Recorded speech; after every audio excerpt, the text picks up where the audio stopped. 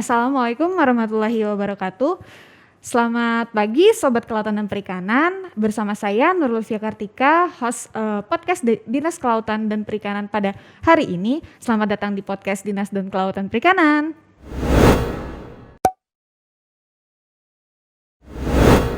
Oke, jadi teman-teman hari ini kembali lagi ya bersama saya. Mungkin bos pada bosan juga podcast kemarin-kemarin sama saya, mungkin hari ini juga sama saya.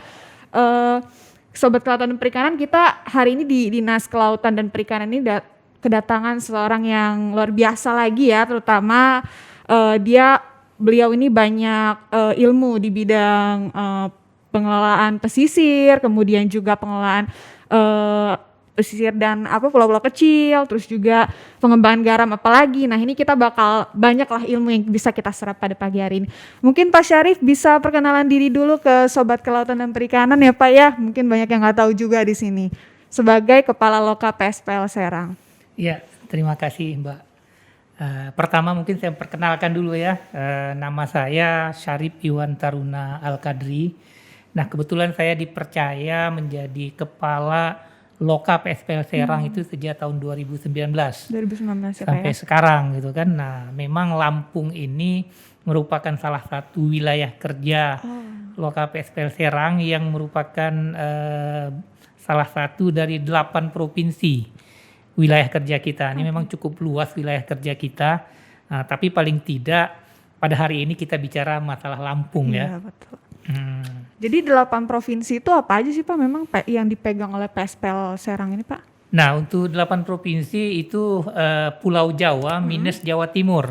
Oh minus Jawa Timur, berarti itu udah masuknya ke Wilker Bali ya Pak ya? Iya Wilker Bali, jadi kita dari Jogja, Jawa Tengah, Jawa Barat, Jakarta, Banten, kemudian masuk Pulau Sumatera, ini Lampung, Bengkulu dan Bangka Belitung. Oh banyak sekali ya Pak ya, ternyata luas sekali Wilker Bapak ini. Iya.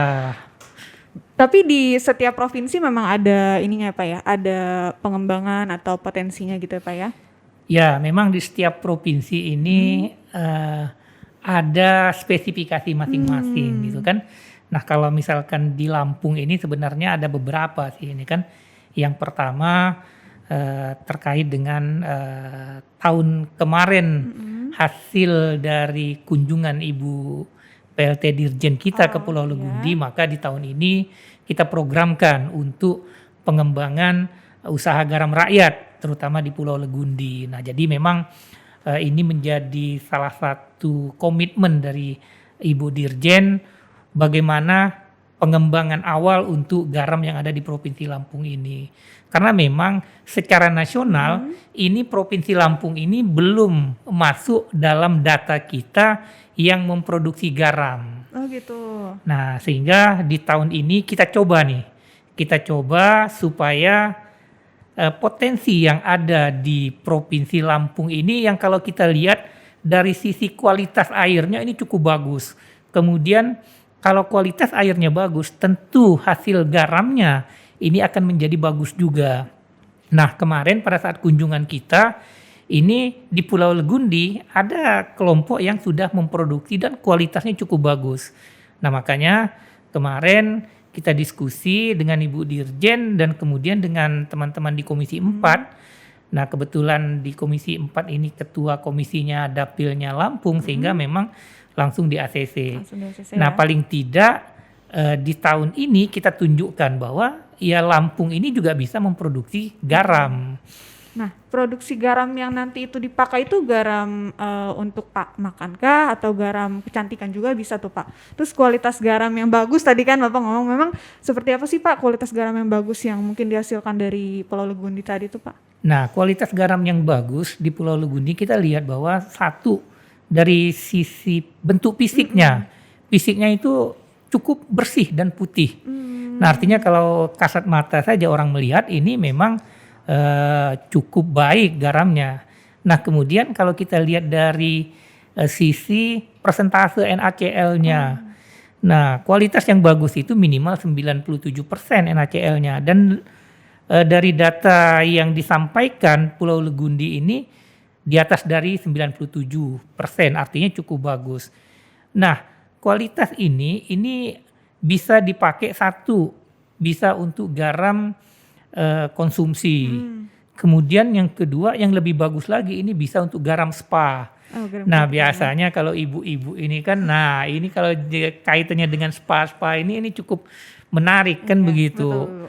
Nah kemudian yang ketiga ini juga bisa masuk kualifikasi garam industri. Oh gitu. Nah memang untuk kualitas garam industri ini secara kualitas oke, cuman secara kuantitas masih sedikit.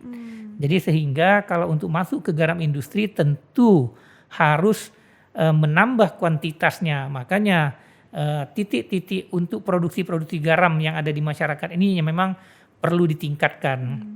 Nah harapan kita ini di tahun ini kita mulai. Nah tadi saya sempat diskusi dengan teman-teman dari dinas juga.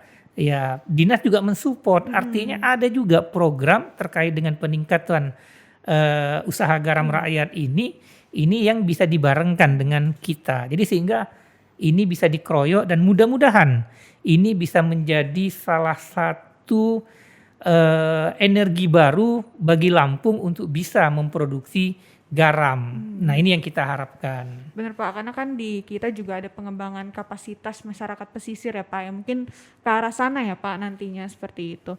Nah kalau misalnya untuk pengembangan usaha garam rakyat di Provinsi Lampung ini nanti bakal seperti apa Pak? Apakah di Pulau Legundi nanti akan ada pelatihan atau seperti apa tuh Pak? Yang jelas yang pertama tentulah sarana prasarana kita tingkatkan. Nah kita paling tidak yang pertama ini kita berikan semangat pada masyarakat Pulau Legundi ini, kita berikan tambahan bantuan untuk prismanya. Nah paling tidak kalau misalnya produksi sekarang berapa ton, nah dengan bantuan tambahan ini bisa mungkin 2-3 kali lipat untuk produksinya. Kemudian yang kedua kita bantu juga rumah niaganya, artinya ada tempat display.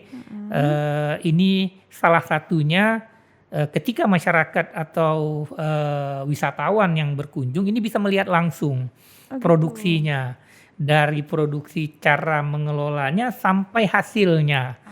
Nah artinya ada dua manfaat, di satu sisi itu jadi wisata juga, kemudian di sisi lain ini ada nilai ekonominya juga. Nah kemudian yang ketiga juga kita akan memberikan pelatihan-pelatihan terkait bagaimana memproduksi garam ini bisa maksimal dan bisa baik. Nah sebenarnya saya melihat bahwa terkait dengan langkah awal dari kelompok ini sudah cukup baik, cuman memang peningkatan untuk SDM-nya ini yang nanti akan kita dorong. Nah misalkan bagaimana supaya standar nasional Indonesianya, standar nasionalnya ini bisa terpenuhi. Nah kemudian bagaimana cara packing yang baik, kemudian bagaimana meningkatkan kualitas ini supaya bisa menjadi lebih baik lagi. Nah itu yang menjadi target kita. Nah harapannya bahwa ketika Pulau Legundi ini sudah nampak hasilnya, maka ini bisa kita duplikasi ke kelompok-kelompok yang lain, ke masyarakat-masyarakat yang lain, sehingga kalau misalkan ini sudah target kita paling tidaklah setahun bisa sampai 10.000 sampai 50.000 ton lah untuk di Lampung ini. Nah paling tidak untuk pemenuhan kebutuhan garam yang ada di Provinsi Lampung ini bisa dipenuhi dari dalam Lampung sendiri. Kalau untuk Wilker Bapak tadi kan Bapak bilang untuk di pengembangan usaha rakyat lain ya, berarti itu kan di provinsi lain ada. Memang di provinsi lain kira-kira udah berapa banyak tuh Pak yang mungkin disosialisasikan atau seperti apa gitu? Nah kalau di provinsi yang Wilker Bapak ya? Ya, yang provinsi yang wilayah kerja kita seperti di Jawa Tengah. Nah di Jawa Tengah ini kita malahan sudah sampai membangun pabrik. Oh udah habis pabrik. Jadi di Jawa Tengah saja ini di tahun 2020 kita bantu pabrik washing plant itu ada 2, di tahun 2021 ada 1. Nah di tahun 2020 itu kita berikan kepada Kabupaten Brebes karena memang secara ini kabupatennya sendiri itu sudah di atas 100.000 ton per tahun. Nah kemudian sama juga dengan Pati. Nah itu di Jawa Tengah. Nah di tahun 2021 itu kita berikan bantuan juga pabrik washing plant Mhm. itu kapasitasnya 7.500 ton per tahun. Nah, karena memang di Rembang sendiri ini memang setahun sudah di atas 100.000 ton juga. Jadi itu yang kita bantu. Nah, harapannya kalau misalkan Lampung ini bisa mencapai itu, Betul, Pak. artinya kita sebagai pemerintah ini tentu akan segera mendorong produksi-produksi ini bisa menjadi lebih baik, dan ya tidak menutup kemungkinan pabriknya juga akan kita bantu di sini. Ya, semoga Lampung bisa seperti itu ya Pak, bisa sampai 100.000 ton juga mungkin ke depannya Iya. seperti itu. Nah, kalau gitu tadi itu juga ada tentang NaCl ya Pak ya. Berarti memang yang di Legundi itu sudah diuji lab sebelum ke sini atau memang seperti apa Pak? Ya, untuk di Legundi kebetulan kelompoknya itu sudah melakukan uji lab. Oh gitu. Uji lab dan hasilnya di atas 97%, 98% kalau tidak salah saya itu. Nah, itu sudah dilihatkan ke kita, makanya kita semangat juga karena memang secara kualitas ini cukup baik. Nah, yang perlu ditingkatkan adalah kuantitasnya. Iya, betul, Nah, Pak. itu yang sekarang kita dorong. Karena memang dari bahan bakunya sendiri airnya masih cukup baik gitu kan, sehingga kualitasnya pun bisa akan menjadi lebih baik. Sebenarnya untuk membuat garam yang baik itu berarti kita melihat dari kualitas air ya Pak ya? Ya, salah satunya itu. Karena memang ketika kualitas airnya baik, pasti hasil garamnya juga akan lebih baik. Betul. Nah, itu. Jadi sehingga ya harapan kita dengan Pulau Legundi ini bisa kita dorong untuk bisa menjadi memproduksi garam yang lebih baik, ini bisa menjadi contoh untuk daerah-daerah di Provinsi Lampung ini yang lain yang mungkin bisa kita kembangkan. Berarti nanti mungkin bentuk kerjasamanya berbentuk hibah atau sosialisasi seperti itu kali ya Pak ya?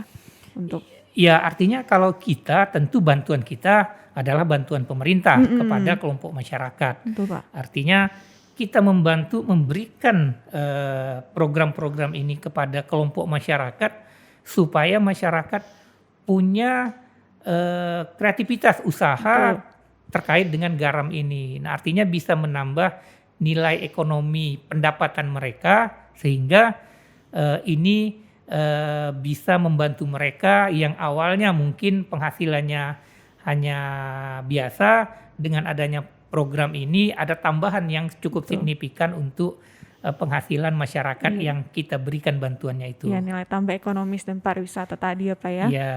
Tuh. Nah, kalau untuk terakhir paling Pak, saran dan harapan Bapak untuk Lampung ini ke depannya mungkin. Nah, yang pertama ini untuk masyarakat Lampung lah. Artinya garam ini sebenarnya untuk kita melakukan usaha garam ini cukup mudah. Artinya apa? Kalau kita bandingkan dengan kalau kita beternak, kita bertani, itu tentu perlu bibit, perlu pupuk, perlu apa. Nah, kalau ini kita cukup ngambil air dari laut. Cukup ngambil air dari laut tanpa modal gitu kan. Nah, kemudian ada hasilnya dan itu cukup baik. Nah, memang perlu keahlian untuk mengolah ini. Nah, ini yang nanti akan kita bantu, kita buatkan pelatihan-pelatihan kepada masyarakat, baik itu yang kita bantu maupun yang mereka kepingin usaha ini sendiri dengan modal sendiri. Tapi tentu nanti ada monitoringnya dong Pak. Tentu ya kan? ada. Kemudian yang kedua ini untuk teman-teman dari pemerintah lah ini kan, baik itu kabupaten maupun provinsi. Tentu ketika usaha garam ini sudah berkembang, nah yang paling penting adalah backup regulasinya. Karena apa? Nah, ketika misalkan produksi garam kita ini sudah banyak, nah tentu mesti ada backup regulasinya. Misalkan target pasar awal sebelum penetrasi ke pasar bebas minimal ya pegawai-pegawai Pemda ini bisa membeli garam yang dari produksi inilah minimal satu orang, anggaplah 2 kilo atau 3 kilo per bulan, sehingga dikalikan berapa banyak pegawai negeri yang ada di Lampung ini, saya pikir cukup signifikan juga untuk tahap awal produksi garam mereka, sehingga mereka akan menambah produksinya. Itu yang pertama. Kemudian yang kedua, saya pikir pemerintah provinsi, kabupaten dan juga kita tentu pemerintah pusat ini akan mengawal ini artinya kita akan ciptakan peluang-peluang pasar, kemudian kita akan ciptakan teknologi-teknologi baru untuk membantu masyarakat ini. Sehingga apa? Sehingga pelan-pelan ini produksi garam yang ada di Lampung ini bisa meningkat.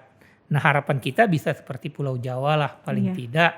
Kalaupun sudah mencapai tidak perlu 100.000 lah, kalau 50.000 ton saja per tahun, ini bisa kita berikan mungkin pabrik yang skalanya kalau yang di sana itu 6.000 ton per tahun, mungkin di sini kita bantu sekitar yang 3.000 ton per tahun dulu. Nanti bisa kita duplikasi.